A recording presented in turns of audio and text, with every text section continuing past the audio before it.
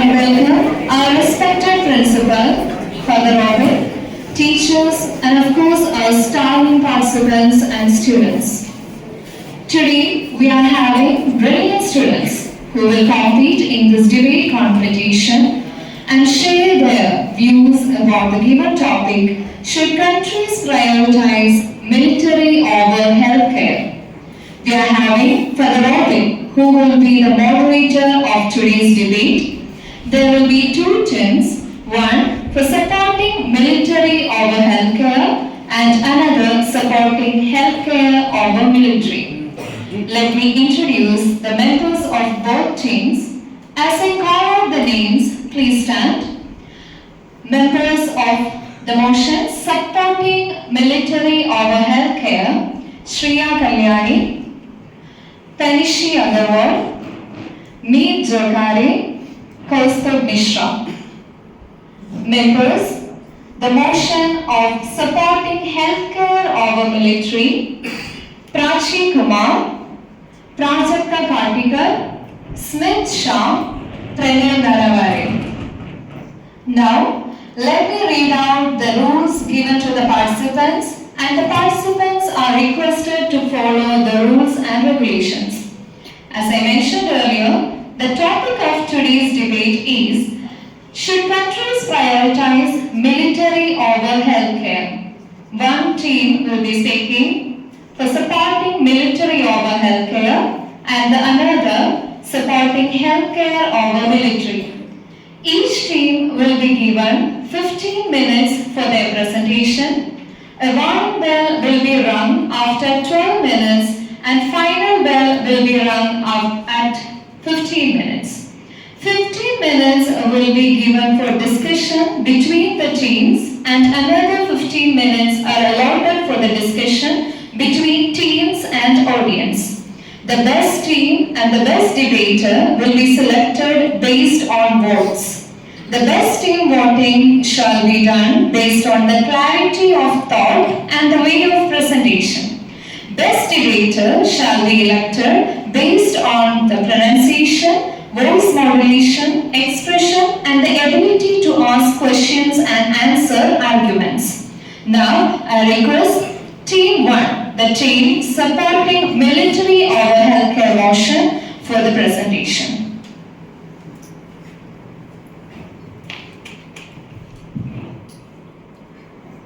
Good afternoon, everyone. Today we stand before you to argue a fundamental truth that supporting military over healthcare funding is way more important. So, healthcare is not that important as supporting military ensures that a country stays secure and financially supported. So, we will present a compelling case that really proves that military spending is not only just vital and it is not only just about defense, but it is also about a stable and thriving nation. Let's imagine a scenario. It is the year 2035 and India has established an uneasy peace. For 10 years, over a decade, the government has prioritized healthcare funding over military funding.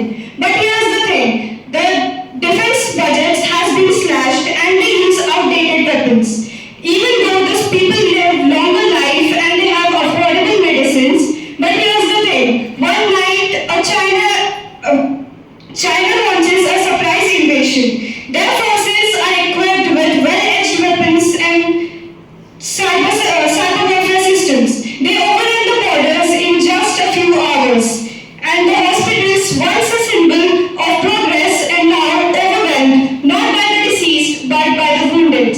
The doctors and nurses work tirelessly to stop the bloodshed, but they cannot do it.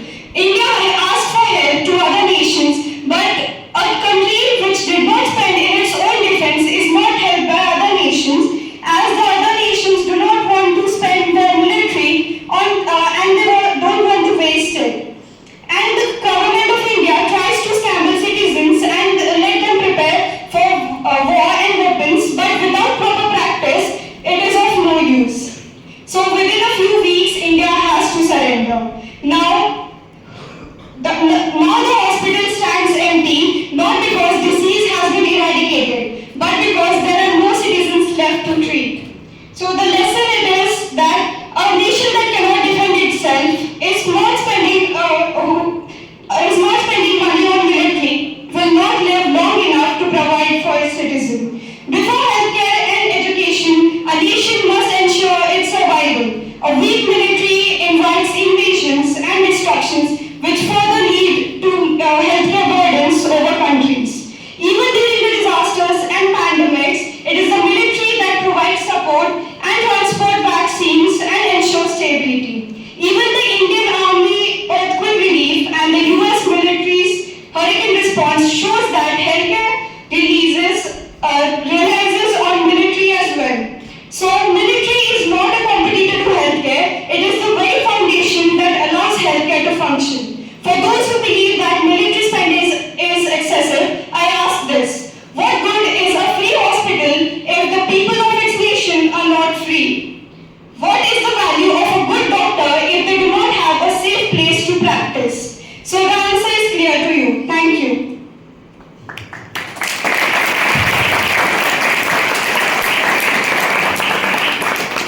We are often told that healthcare spending is a moral obligation, a necessity for a functioning society. But today, I argue that prioritizing healthcare over military spending is not just unwise, it's a dangerous illusion. We do not build nations by pouring money into hospitals. We do not secure a future by treating sickness rather than preventing it. And we certainly do not create innovation, power, or great global influence by spending billions on people who have already lived the most productive years of their lives. Healthcare is not an investment; it is a safety net. And nations that focus too much on safety net often forget how to climb the ladder in the first place. Today, I will show you why healthcare spending is not just overrated, but a slow poison for national progress. The more we spend on healthcare, the sicker we become.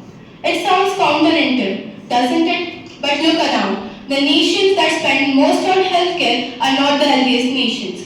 The United States spends over $4 trillion per year on healthcare. Yet, diseases arise. Diseases like diabetes, chronic diseases continue to rise. But whereas Japan spends far less per capita on healthcare, yet it has one of the highest life expectancies. Second, healthcare spending is economic black hole. Imagine a business investing billions in something that never gives back any profit. This is exactly what healthcare spending is. Healthcare spending does not create job, innovation, or industry. It simply sustains an expensive cycle of treatment. Unlike defense, infrastructure, or education, healthcare does not generate national power. The more a nation spends on healthcare, the more it takes away from the industries that actually drive progress. A country that prioritizes military and technology becomes powerful. A country that prioritizes healthcare becomes dependent and stagnant. Third, free healthcare is not a gift, it's a curse. Some people believe in universal healthcare, thinking it makes a nation stronger. In reality, it does the opposite. In countries with free healthcare, people become careless about their health because they know the systems will take care of them. They eat worse, they exercise less because they become dependent on medicine instead of discipline. Doctors and hospitals get overburdened, leading to longer wait times and worse healthcare. When everything is free, medical professionals get paid less, causing the best doctors to leave for private practice or even other countries. A free healthcare system does not lead to a better healthcare, it leads to a mediocre, inefficient healthcare for everyone. The brutal truth we may accept. Healthcare spending rewards weakness rather than building strength. Healthcare spending does not make a nation powerful. Innovation and security do. Great civilizations are built by visionaries, warriors, and inventors, not by those who spend everything on keeping people people comfortable. So, let me leave you with this. Would you rather live in a country that spends billions to make sick people feel better, or a country that spends billions to lead the future of the world? The answer is clear.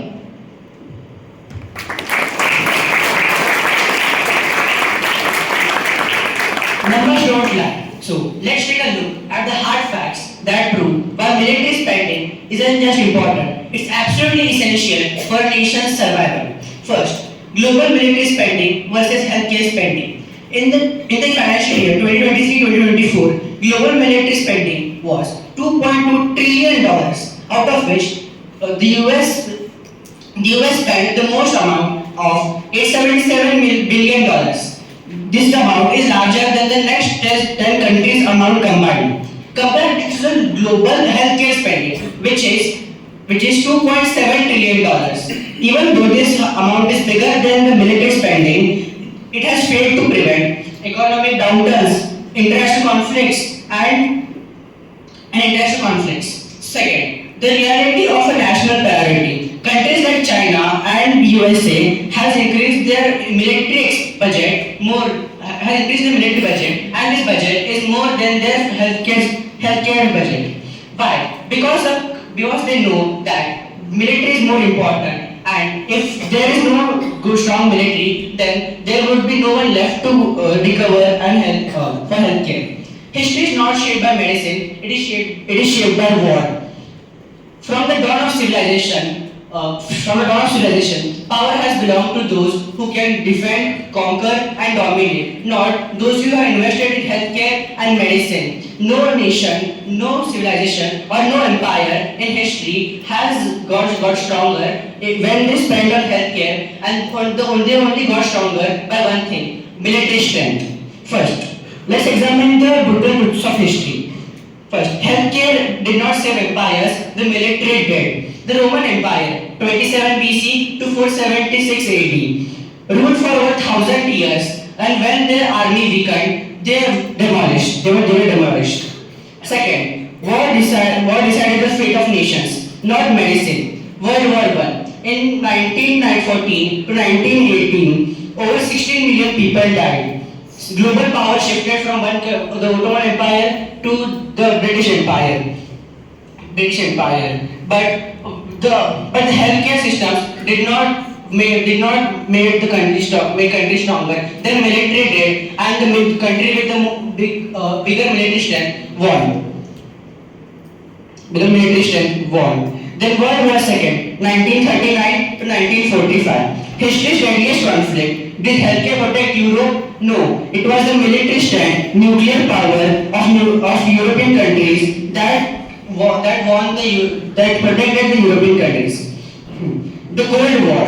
The US and the Soviet Union spent billions of dollars on weapons, intelligence, and nuclear research, but not medicine. And the result was the USSR collapsed, and the US emerged as a global superpower. Third, the modern world is still governed by military power. The US remains the top superpower, not for its healthcare, but due to its $877 billion military budget. China also expands in South China Sea with warships and missiles. Russia, India, and North Korea also prioritize military spending over healthcare because they know that being undefeatable is the most important thing. In conclusion, a nation with the best hospitals and no army is a nation inviting other nations to invade them. A country spends on healthcare instead of defense is a country gambling with its survival.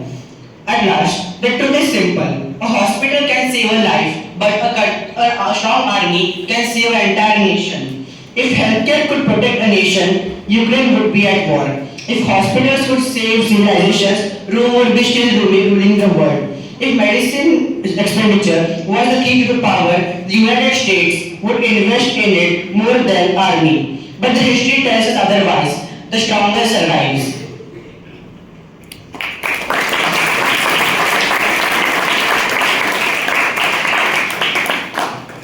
A country is just like a house. The military is the strong locks, the sturdy doors, and the protective walls that keep keeps all the intruders out, while healthcare is the comfortable furniture, clean air, and running water that ensures a good life inside. No matter how well furnished or well maintained a house is, if it has no security, that is defense, it is vulnerable to thieves and invaders who can make its facilities futile. What good is a cozy and comfortable home if it can be broken into and destroyed at any single moment? Similarly, a nation must ensure its security through defense first, fortifying its borders and protecting its sovereignty before it can focus on any internal well-being. Without security, even the best healthcare would be futile in the face of war or destruction. This concept is further proven by history. Ukraine. From 2022 till present, Ukraine focused on healthcare but had to prioritize military defense when Russia invaded. The war destroyed medical infrastructure, proving military strength is essential. Afghanistan, 2001 till 2021. Afghanistan improved healthcare post-Taliban, but the military void after the US withdrawal led to the collapse of healthcare. No defense equals healthcare cannot survive in chaos. Israel, 1948 till present. The Israel and Palestine ongoing conflict, despite investments in social services, Palestine continues to suffer. Meanwhile, Israel, with one of the strongest militaries in the world, remains a global powerhouse. Now this is an answer to them who think investing in military is equal to investing in gunpowder and all the guns. Military spending historically led to advancements in every field, including healthcare. During World War II, vaccines were invented and were given only to soldiers. But now it is a common practice to use them and fight against epidemics and diseases. Another example of this is prosthetics. Military research into prevention of biological warfare led to advancement in vaccine of anthrax and smallpox. Needless to say, still, for the information of our opponents, smallpox has been completely eradicated from the face of the world. Disaster response becomes ineffective without a strong military. National pride and global influence of a country gets diminished without a strong military. Military investing is not just getting ready for war. It is about protection, stability, and national strength. Strong defense prevents conflicts, provides aid during crisis and from natural disasters. Without security, healthcare cannot exist. Thank you. Thank you for sharing your precious words and ideas. Now I request team 2, the team supporting healthcare or military motion, for the presentation. A country armed with missile causes death, but a country armed with healthcare conquers death. Good afternoon, everyone. Our team stands here and against the motion, which means to support the fact that countries should prioritize healthcare over military investments. In the past, many countries and even great civilizations have been destroyed because they have neglected their healthcare. From ancient empires to modern nations, those who have failed to care for the people were ultimately brought down to their knees. It's time we rethink about this. It's time we decide what's best for us. Investing in military and still dying in the end, or investing in healthcare and leading a peaceful and a healthy life. But before we rush to decide what's best, we need to pause and think about some crucial questions. What is healthcare? Healthcare refers to the services provided to individual or community to maintain or improve their health. It includes a wide range of activities prioritizing, diagnosing, treating, and preventing illness. These healthcare services are delivered by professionals including doctors, nurses, and supporting staff. Well, imagine this. You start your day, get off your bed, and everything just goes fine. Well, now imagine suddenly you couldn't. What if an illness didn't even allow you to get out of the bed? Here's when healthcare comes to your rescue. It's like a safety net, the invisible force that keeps us going on. Without healthcare, nations collapse, not due to wars, but due to sickness. Healthcare is just like your superpower. Imagine if you could stop the cold you're about to get or the disease or treat a disease even before it starts. That's the miracle healthcare could do. Without healthcare, we can't even function. It's simple as that. Think of it as the foundation of everything. Without it, everything would collapse. Healthcare isn't just a service, it's an investment into a country's future.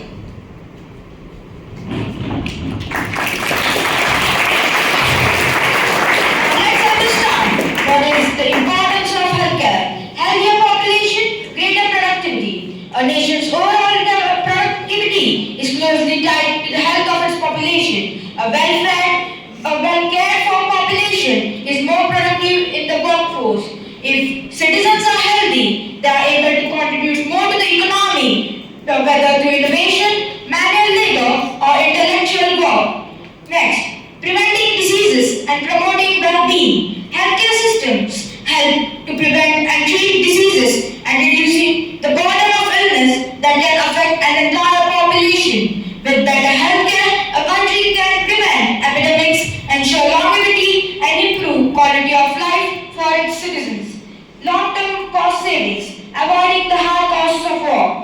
War and military interventions are among the most costly endeavors for any nation, both financially and in terms of human lives lost. These funds that would be spent on military operations can be better allocated to healthcare, preventing the long-term financial burden of conflicts.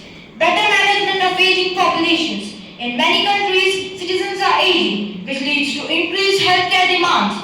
By focusing on healthcare early, countries can answer this demographic shift, reducing the strain on healthcare systems in the future. Human capital. A country's human capital, its people, are its most valuable asset. Ensuring the health and well-being of the citizens means investing in more robust development in all sectors, including education, technology, and social services, which are necessary for the development of a nation. Next, strengthen healthcare infrastructure and innovation. Prioritizing healthcare over military can help us in many ways. First, prioritizing healthcare investment leads to better medical research, and it can also help us in innovation, improving not only nation's health but also contributing to global healthcare knowledge.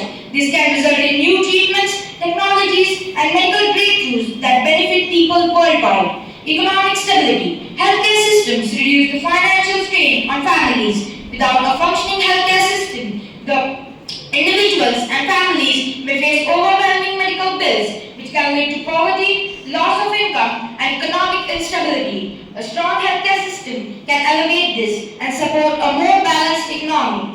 Next, social cohesion and national pride. Access to healthcare is a fundamental right in many countries, and ensuring that everyone has it can strengthen national unity. Citizens who feel that the government cares for their health are more likely to feel connected to the country. Fostering social harmony, reduce social inequality. By prioritizing healthcare, governments ensure that citizens from all socio-economic backgrounds get the access to necessary medical services, helping to reduce disparities in health outcomes.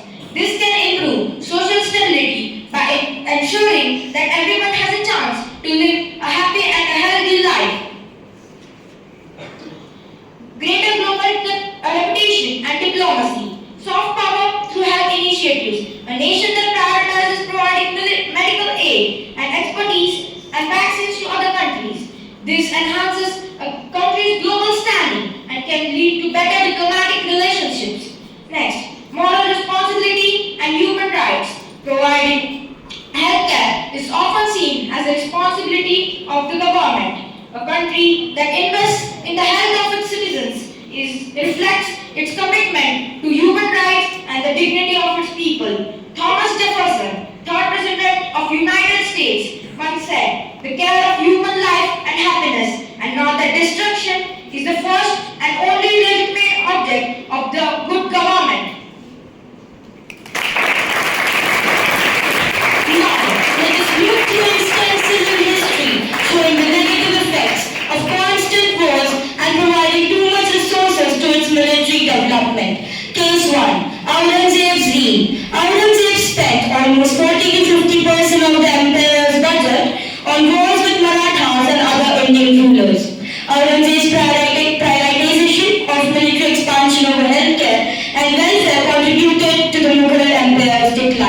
This led to limited investment in public welfare or medical infrastructure. Case 2, the Soviet Union USSR, destroyed by military overspendings. The USSR was once a superpower, as known by all of us, with a massive military budget, which was 50% of its GDP. It neglected healthcare, and as a result, by the 1980s, the Soviet economy collapsed due to excessive military spendings. Life expectancy surely declined, healthcare systems failed, and diseases spread rapidly. The USSR collapsed in 1991. What's the lesson? So the lesson simply is that a country without strong healthcare is already weak to be protected by its military. Case 2, North Korea's military focus. Impact. North Korea spends approximately 20 to 25% of its GDP on military spending, one of the highest rates in the world. This equates to an estimated $2 to $4 billion annually in recent years. Between 2010 and 2020, military expenditure accounted for an estimated 20 to 30% of North Korea's GDP annually. What were its negative effects? The focus on military projects rather than economic development has left the population struggling rather than economic development, with basic necessities and facing severe restrictions in terms of education, healthcare, and technology. Under Kim Jong-un, its leader, North Korea spent about 6.1% of its GDP on healthcare compared to an average expenditure of 5.4% for other low and middle-income countries. Case 4, Germany versus the US, the cost of neglecting healthcare. GDP growth of Germany, which took healthcare as its national priority, is 2.5%. Its COVID-19 response was faster recovery, fewer deaths, and stronger economic stability. Whereas on the contrary, we have the United States, which took military over healthcare. No universal healthcare, 30 million people uninsured. Highest per capita military spending worldwide. GDP growth of US, according to the 2023 census, was 1.9%, absolutely lower than Germany. COVID-19 response was over 1 million deaths, economic collapse, and high hospital bills for many. What this means? It simply means Germany prioritizes healthcare investment, which of course needed to its stronger economy. Case study, the 1918 Spanish flu versus the World War I. World War I from 1914 to 1918, it killed almost 20 million people. Whereas on the contrary, the 1918 Spanish flu killed 50 million people in just 2 years globally. What happened? Governments had massive military budgets but were completely unprepared for the pandemic. Soldiers returning from war spread the flu worldwide. Hospitals collapsed due to lack of investment and millions died. Lesson is, wars end, health crises do not. They come back again and again. Argument is, future wars will be against pandemics and not countries. Bioterrorism, example anthrax and smallpox attacks, is a real threat, more dangerous than traditional warfare. The second argument comes up. A strong healthcare system equals a stronger economy. Healthier workers equates to higher productivity. Fewer sick days equals stronger economy. Longer life expectancy equates to more skilled workforce over time. So statistics prove what's right over what. Thank you. Every year, preventive visitors kill millions than all war combined. Yet, government continues pouring billions into the buttons while hospitals struggle for funds. A mother losing a child because she can't afford the treatment. A hardworking citizens denied care because of the cost. These are not just the stories, these are the realities of the countries that choose war over well-being.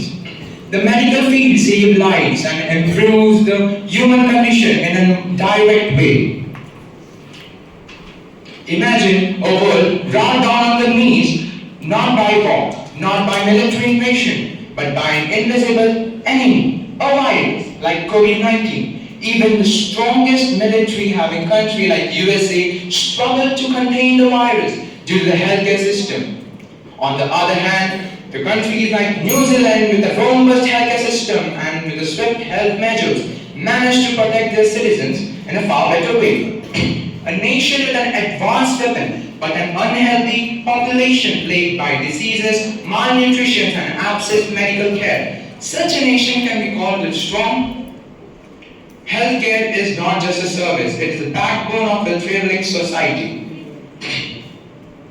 This increase in the budget of the military will only lead to the wars and destruction all around the world, affecting the lives of human beings and also disrupt the peace of the world. What truly makes a country powerful? The weapon it owns or the lives it saves. It's time to build hospitals instead of tanks, train doctors instead of soldiers, and heal people instead of harming them. Because in the end, a country that cannot protect its own citizens from diseases, sufferings and death, it's a country that has already lost the war. A healthy, educated and productive society is the greatest defense any country could have. If you believe that military would come first, ask yourself, who will care for the soldiers who protected us? Without healthcare, even the strongest army will fail. If a gun is your answer to every threat, tell me, can you shoot a virus? Can you bomb a cancer? Can you deploy tanks to stop heart attacks? No, but the healthcare can. So I challenge my opponent one final time. If you still believe military is important than the healthcare, put down your arguments and take up the reality. Because when the next crisis comes, you will be not calling soldiers, you will be begging for doctors.